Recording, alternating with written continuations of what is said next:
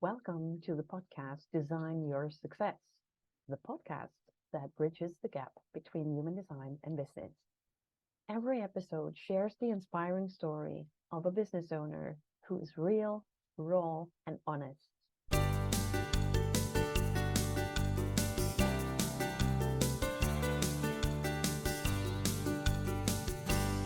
Hey guys, welcome to another episode of the Design Your Success podcast. My name is Nicoline and I'm your host. And today I have a very special guest, and I would love you to meet Mags Thomson.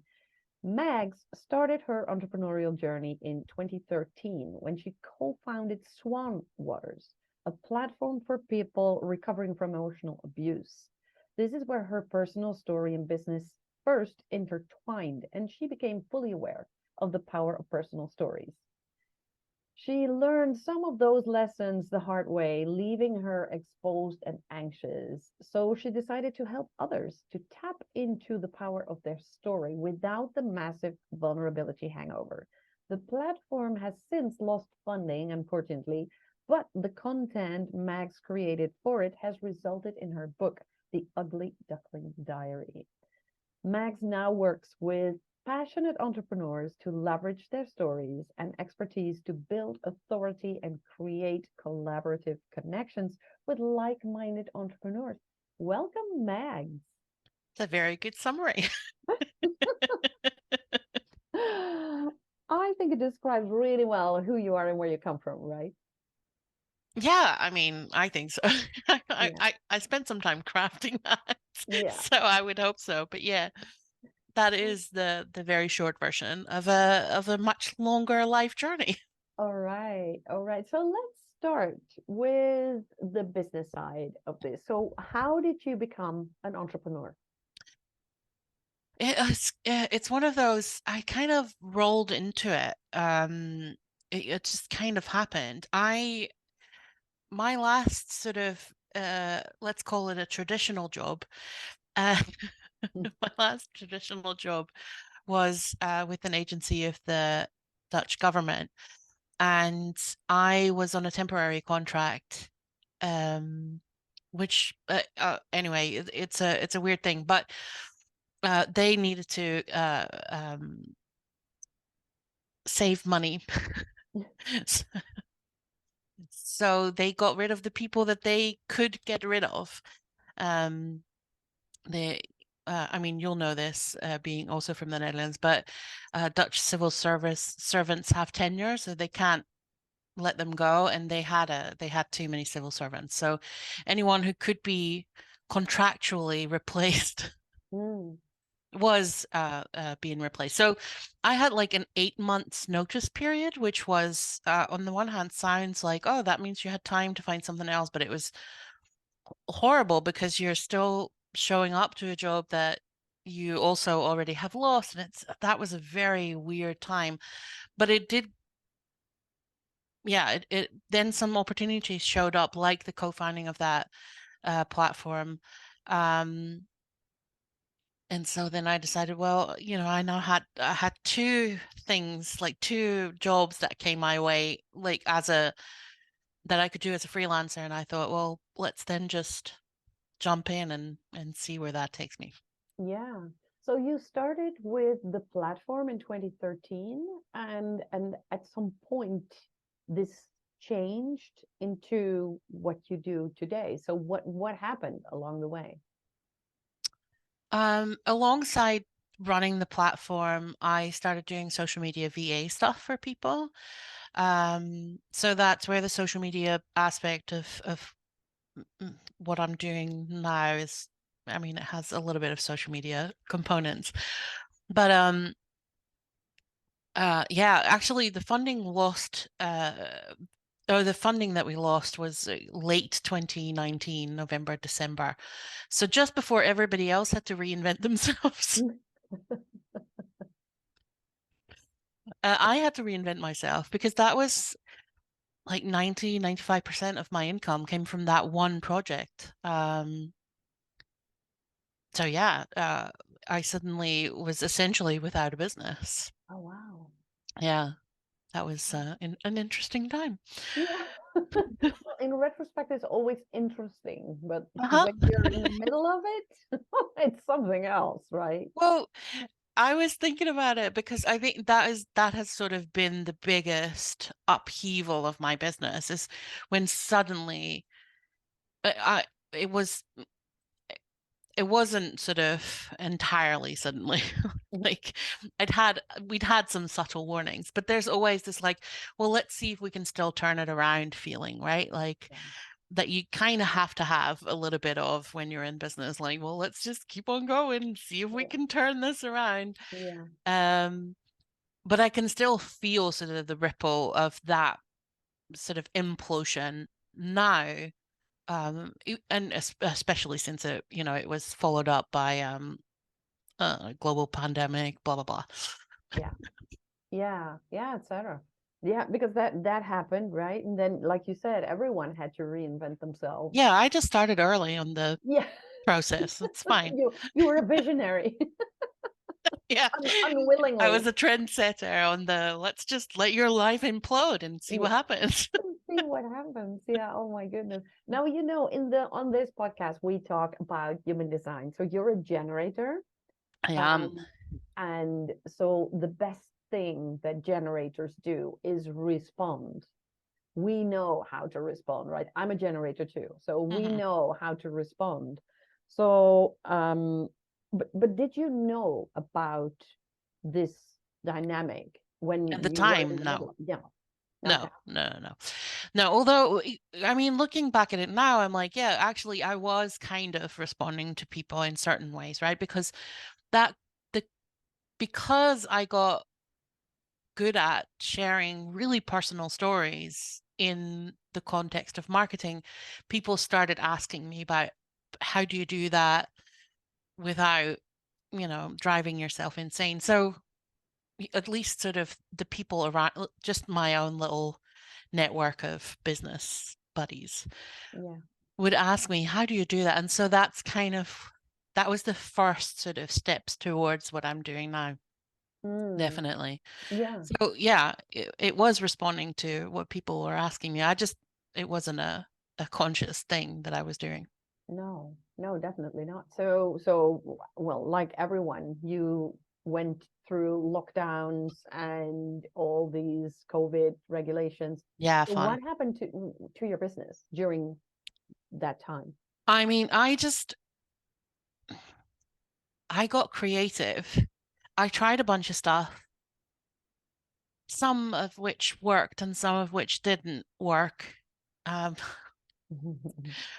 I think that is often how I need to do things is to just do it and then take from that experience what works and what doesn't work. And so, yeah, there's been a lot of reinventions in the last couple of years of trying to really hit that sweet spot of like, this is it, this is where we need to be. And I feel like I feel like I'm there now, Yeah, but it's taken a couple of uh reiterations of what I was doing. It's always sort of been around that storytelling. It's always been a little bit about marketing and authority building and those kind of, it's always been around these themes, but then it's like, what is the exact way that we're gonna do that for people? yeah, And of course, also, all of us have had to make choices based on like, okay, I really need some cash yeah. today, because for some reason our landlords still don't go by karma points. No, no, no, true, true. I think So, and that I should be I think, think that should be a thing.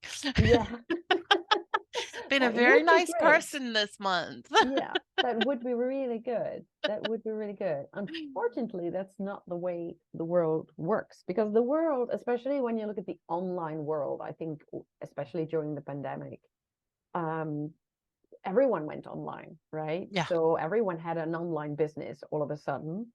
And some of them were more successful than others.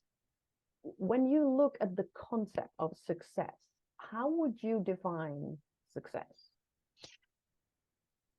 Yeah, I was you sent me this question beforehand, and I was like walking walking my dog, trying to think of a succinct answer to that. But I think it's a combination of things, right?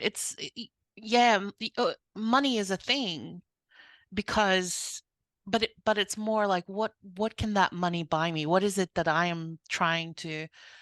And of course, being able to pay our bills and preferably, have some fun as well is part of what could measure success. But I also think that in general in that online world there's such narrow success definitions, and I think it's unfair to say, like, unless your business is making six figures. I think now the new thing online is seven-figure Yeah. businesses, and I'm like, this is not what success has to look like. Yeah. And I think a lot of it is about being able to feel safe and secure and joyous with the life that we have, and have some goals as well that we haven't achieved yet, because it's quite satisfying to be striving for something to improve. Yeah. Um, so what is my success definition? Uh, Being able to, I don't know, being able to live my life without being in that, without having to be in that constant stress or worry mode, right? Like if we can Mm. leave that behind, Yeah. that would be good. Yeah. Not quite there yet, but we'll get there. Yeah, but I love that definition because I fully agree with you, especially in the online world. People are like crazy on like, oh, you need to make six figures. Oh, you're not making six figures. Oh, then you really run a small business. Yeah. I'm like, stop it. But and I think, like, for some people success is making an extra $500 a month so that they can pay for whatever they want to pay Exactly. for, right? And sometimes it's not even about whether it brings in money, but it's about feeling a sense of satisfaction or accomplishment, or, there's so many reasons why we go into business or why we make certain choices, or Yeah. set certain goals for ourselves. So then the success definition should also be different. Yeah, absolutely. That's why I love human design so much because it's such a unique tool that gives you an insight in who you really are at the core. And everyone is unique in that sense. And Mm, therefore, each definition of success is yeah. unique. Because, like you said, for some, it's like, okay, bringing in that 500 extra, or just really get the satisfaction. And as generators, the thing that we could pursue is satisfaction. Hmm. Because when we pursue the satisfaction, money will be like a byproduct. It's an automatic byproduct. Oh, So, absolutely. We've had the conversation before where as soon as I set financial goals, as soon as I attach numbers to stuff, I completely derail myself. yeah, Like, of course, there is a minimum amount of numbers that you have to do if you want to be in business. But yeah, as soon as I attach amounts of money as I'm aiming for that amount rather than I'm aiming for what that amount would give me in life, because then I start making choices based on what I rationally think will give me the money, yeah, and then yeah. I go off the tracks. Yeah, It same here. never works. Same here. When I get the, and we spoke about this before. It's like Yeah. when we get those financial goals, for what happens to me, I freeze. I absolutely freeze. I'm like, I need to bring in this kind of amount. I need to bring in the money, and then I'm not focused on what my service could bring for my clients, let alone that I'm actually looking for the right fit and the satisfaction and the joy and the fun and doing the things that really light me up as a Yeah. generator. Because I'm only looking at, okay, what brings in the money, and that's not the way to go for me anyway. Exactly. And I know that it works for people. Like, there are people in the world who like setting those kind of goals, and and it gets them going. And I'm like, Yeah, if that's the way that that works for you, then go and do that thing. Just don't tell me to that that's the only way to do it, because I don't exactly. believe in one way No, suits everyone. no, me neither. There is no such thing as the only way that it works. And God knows that I've tried many ways that were sold to me as the way to success.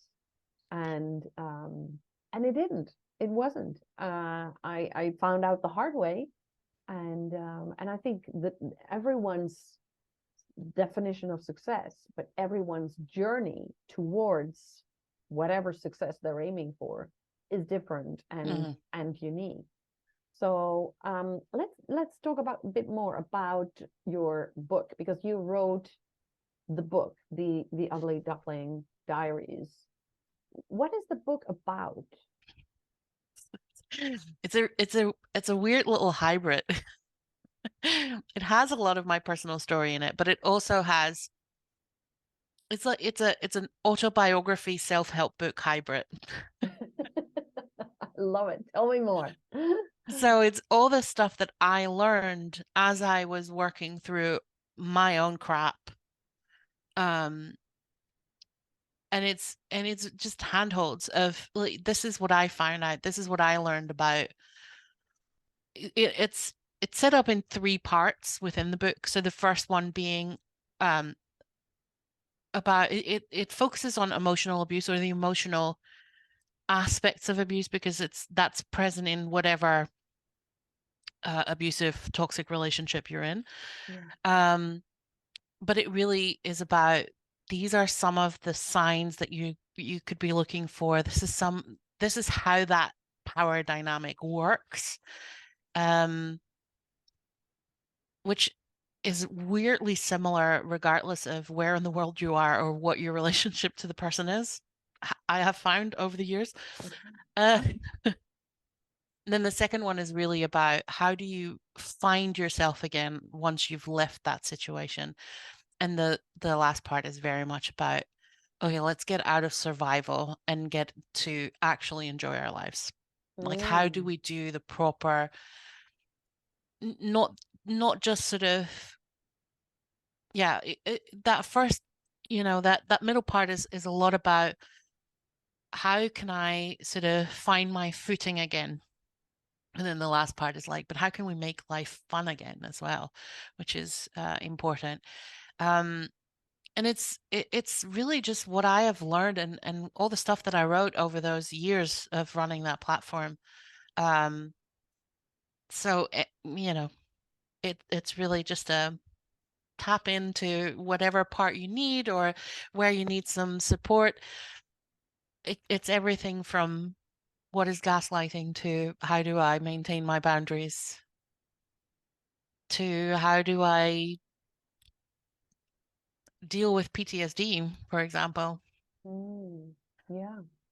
So it's a yeah, I don't know. It's hard to categorize.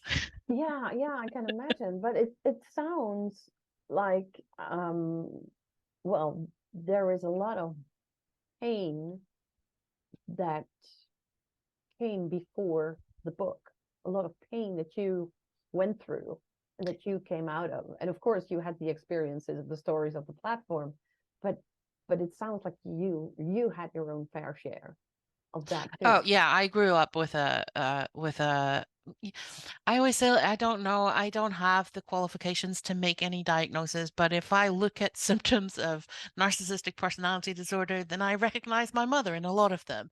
So Mm, so yeah. let's say I grew up with a narcissistic mother. So yeah, there was a lot of emotional abuse in our family.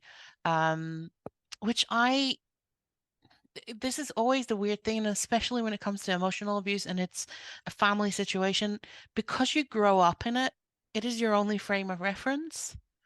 Yeah. So not until you really start building significant relationships outside of your family do you start thinking, wait a minute, why are my in-laws behaving totally different than Yeah. my parents, right? Like Mm, suddenly you're confronted with other relationship dynamics, which is yeah. interesting Yeah. journey. Yeah. So how did this whole background influence your entrepreneurial journey, you think? Oh, for better and for worse. Um, yeah, I had to claw my way through a fair bit of self-esteem and confidence issues.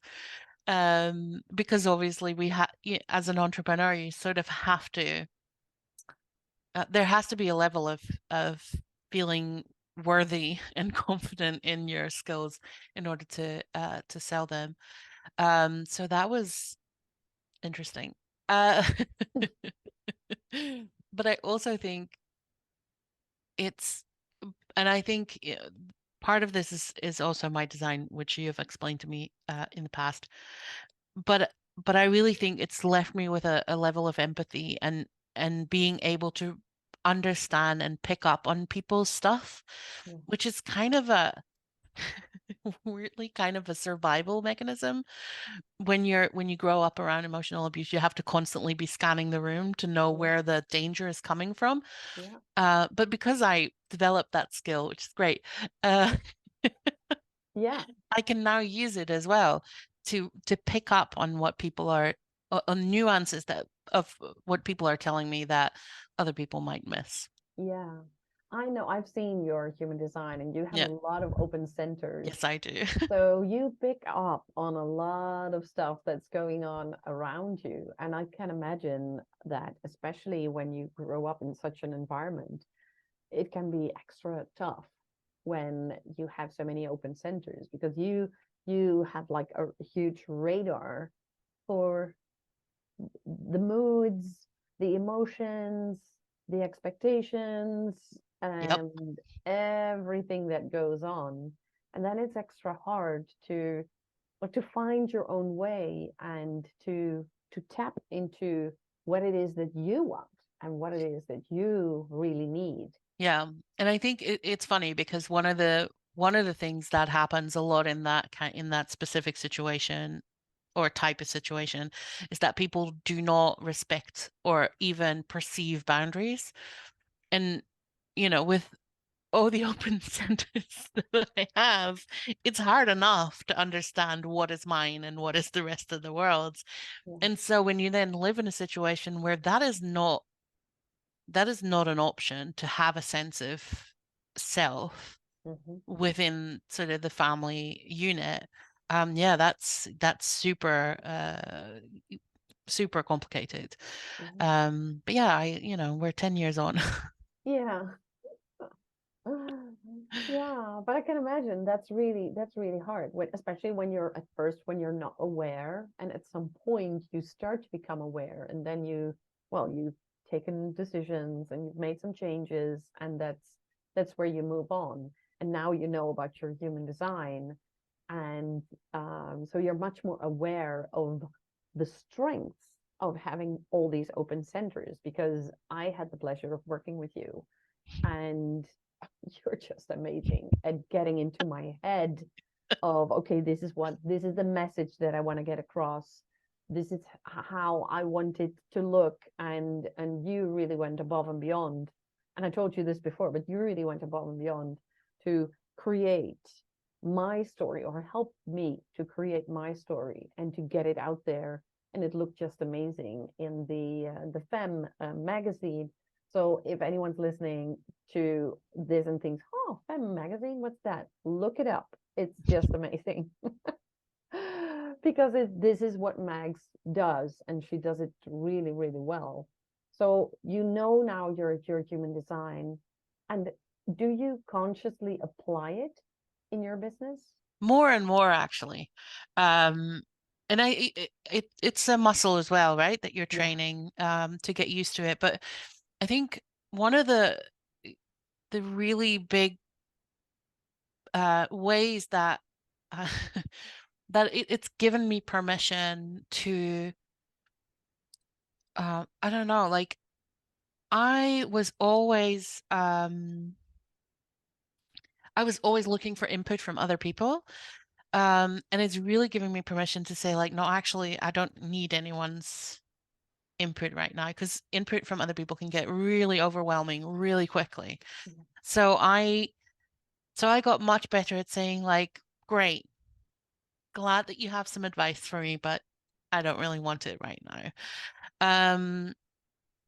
And also to not constantly, I'm such a believer in coaching, but also I now understand that after I've worked with someone and someone has coached me on something, I need some time to just integrate, figure out how to filter it through my own Yeah. system, essentially. Yeah. And I didn't used to do that. I was a really good at procrastinating. Yeah. I think this is one of the elements that I don't like about the online world, that people sell their blueprints and their programs like, this is the way to go. And especially since now I've been working with human design for almost 5 years now, that I'm like, it's it's not about that one way that works for anyone. It's so important that we make it our own. So I love what you said about, letting it filter through and make sure that you find and create your own way. Of course, you always learn new stuff from Oh, people, absolutely. but you can make it your own by adjusting it and tweaking it and finding your own way. And I love what you said about the comments and the feedback that people have, like, oh, but you should do this or you should do that, and then you're like, no, no, thank you, no As advice should needed. nothing.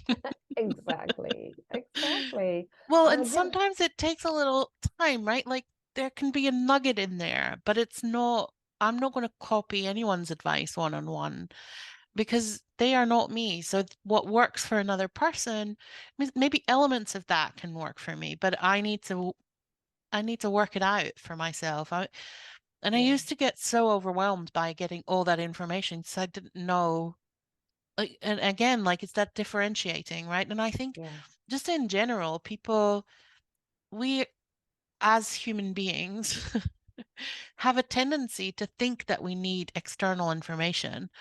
And sometimes we do, but there's a lot of knowledge within us as well that we can yeah. tap into.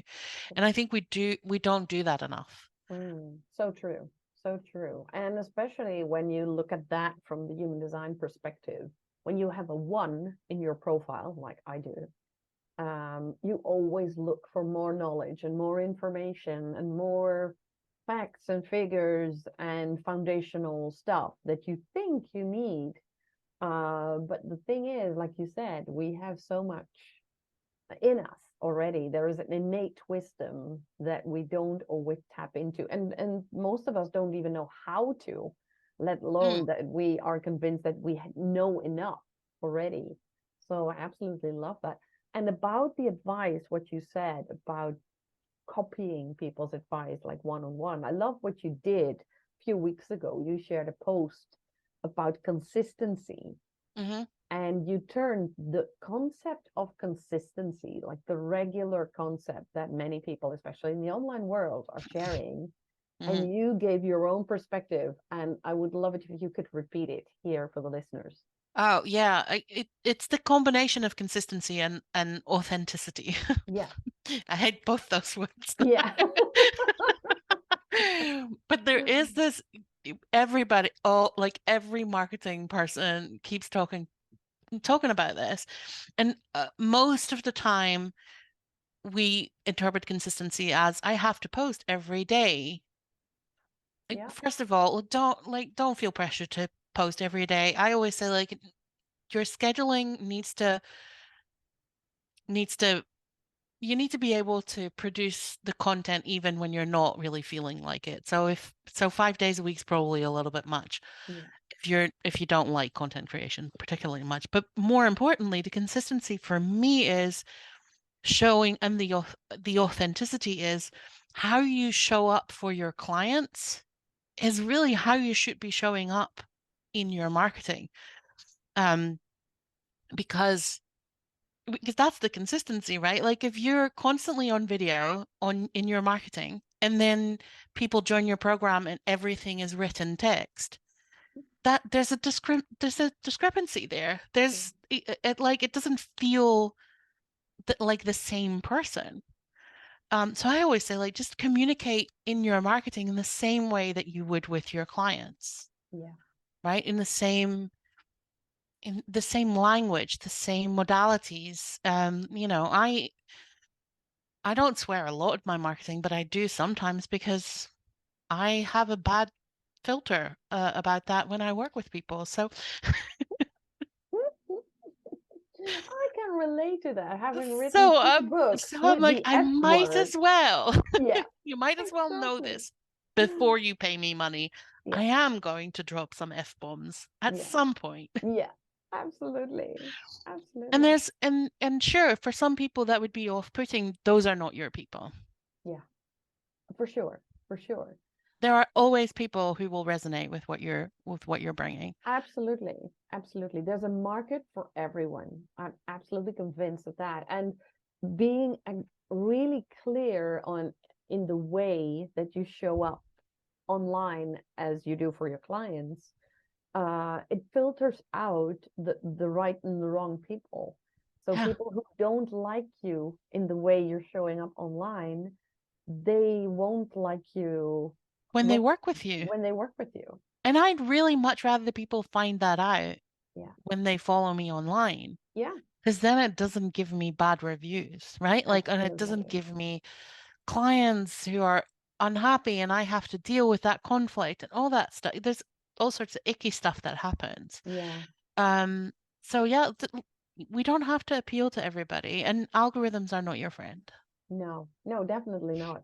And what I absolutely loved about that post that you shared was that you used the analogy of Little Red Riding Hood, that she Oh, was yes. always wearing a red cape.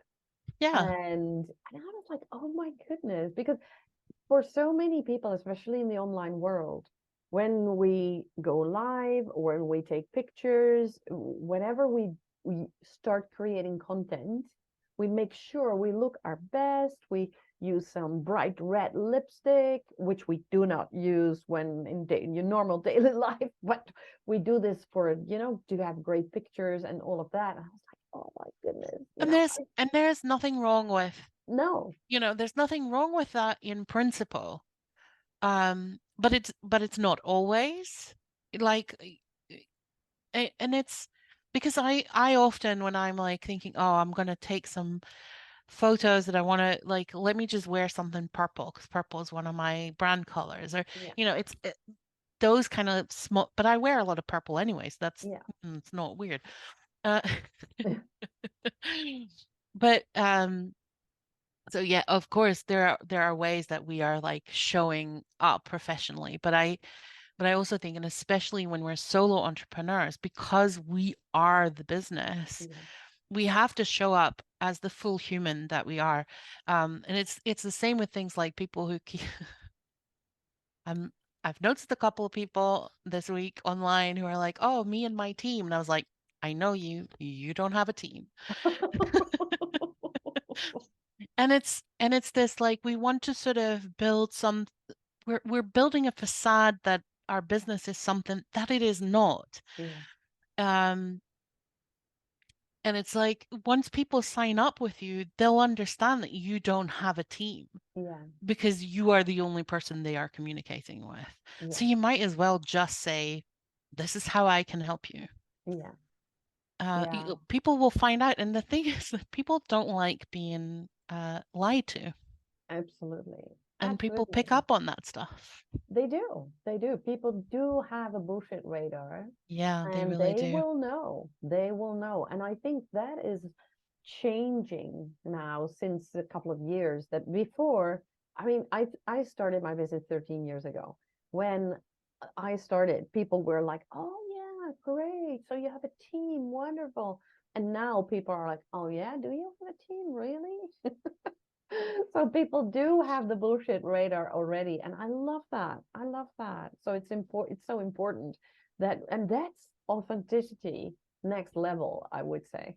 Yeah, I'm really, maybe it's also because I'm just really bad at bullshitting people, so I don't even try. No, same I here. I will never get away with it. I'm also like, don't expect surprise parties from me because I am incapable of surprising people with shit.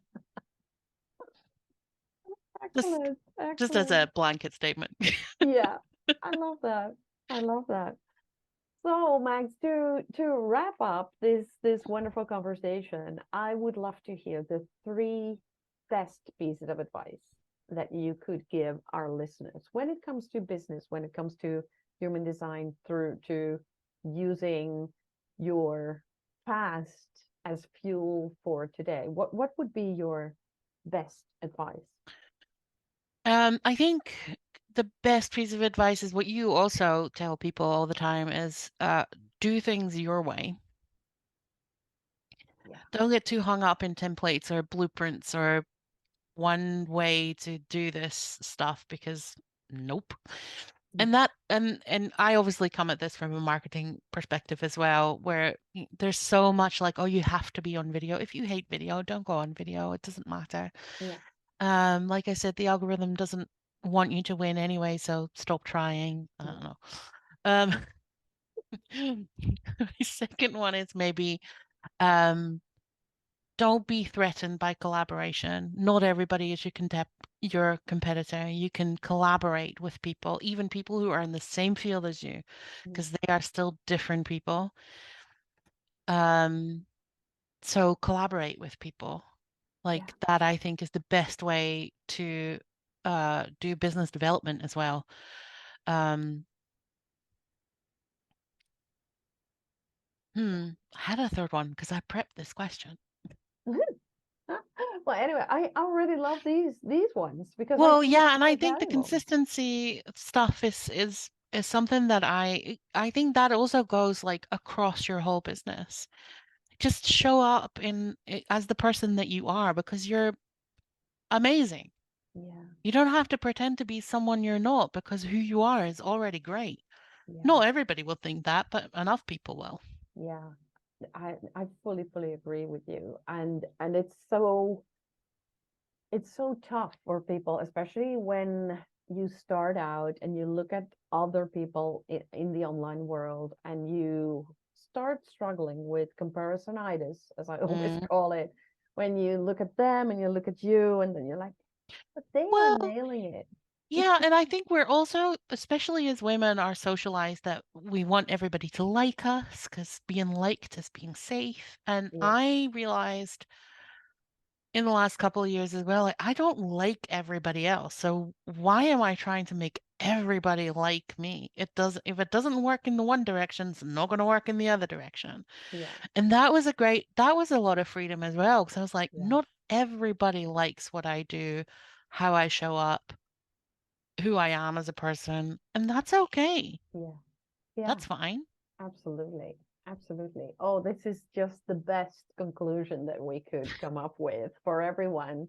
Like, not everyone likes you, and that's fine. That's totally fine. That's totally fine because you don't like everyone either. Exactly. I don't, there are people in this world that I don't want to hang out with. Like Exactly. many, many people. Yeah. And there are so many other great people that we do want to hang out with. Exactly. Yeah, it's impossible to be liked by everybody. And and the authenticity part of it is like if you're doing stuff that or writing stuff or showing up in ways or taking pictures that wouldn't look out of place in someone else's branding, then it's not you, Mm, yeah. right? Like you know what I mean. Yeah, absolutely. Absolutely. All right. So just be Thank yourself. you. Yeah, be yourself. Absolutely. Be yourself. Everyone else is taken. That's a wonderful book, by the way. All right. Thank you so much, Mags. Thank you for Yes, thank sharing your you. story. We will share your details in the description so people can find you, can connect with you. And I really look forward to staying connected more and having more of these wonderful conversations. Thank you. Beautiful. Thank you. Thank you for listening to this episode of the Design Your Success podcast. If you would like to be a guest, make sure to go to our website, www.nicolenehuizinga.com.